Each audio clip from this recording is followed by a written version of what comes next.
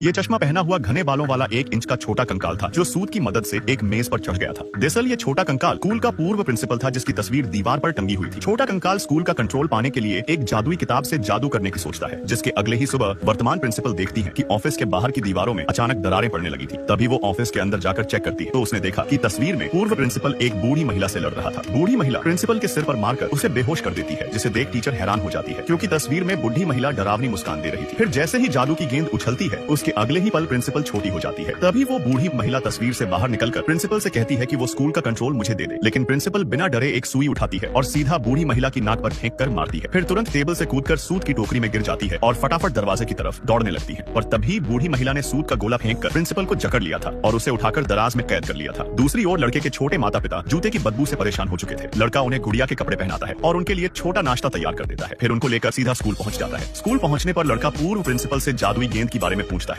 ये डॉक्टर 10 साल की लड़की के दिमाग में एक चिप डाल देती है। फिर डॉक्टर एक टैबलेट निकालती है। टैबलेट लड़की के दिमाग में मौजूद चिप से जुड़ा हुआ था। टैबलेट के जरिए वो लड़की की लोकेशन का पता लगा सकती थी, उसके शरीर में हो रही पौष्टिक तत्वों की कमी के बारे में जान सकती थी और यहाँ तक टैबलेट में वो भी देख सकते थे जो लड़की की आंखें देखा करती थी। लड़की के दिमाग का पूरा सिस्टम अब उसकी माँ के हाथों में था। अगर लड़की सामने कोई वायलेंस जैसी चीजें आती है तो माँ टैबलेट के जरिए हिंसक वाले दृश्यों को ब्लर कर सकती थी। यहाँ तक कि उसकी आवाज को भी बदल दिया जाता था। उसके बाद से लड़की ने ना तो कभी कुत्ता देखा और ना ही उसकी आवाज सुनी। माँ उसके शरीर के हिसाब से उसे पौष्टिक चीजें खिलाती थी। पर एक दिन लड़की के दादाजी अचानक बेहोश हो जाते हैं, लेकिन लड़की को दादाजी ब्लर दिखाई देने लगे थे और उसकी आवाज भी सुनाई नहीं दे रही थी क्योंकि सिस्टम को लगा कि ये देखना लड़की के लिए खतरनाक है। किस्मत से माँ टैबलेट के अंदर देख लेती है और दादाजी की जान बच जाती है। समय के साथ लड़की अब बड़ी हो चुकी थी। चिप ने लड़की के सारे इमोशन खत्म कर दिए थे क्योंकि दादाजी के गुजरने के बाद भी उसको कुछ भी महसूस नहीं हो रहा था। स्कूल में उसके साथी हॉरर मूवी देख रहे थे। लड़की उनसे पूछती है कि हॉरर मूवी क्या होती है क्योंकि उसके लिए सब कुछ ब्लर हो जाया करता था। पर लड़का जब उसे हॉरर मूवी के बारे में बताने जाता है तो माँ लड़के और उसकी आवाज को ब्लर कर देती है। धीरे धीरे सिस्टम ने लड़की का मानसिक संतुलन बिगाड़ दिया।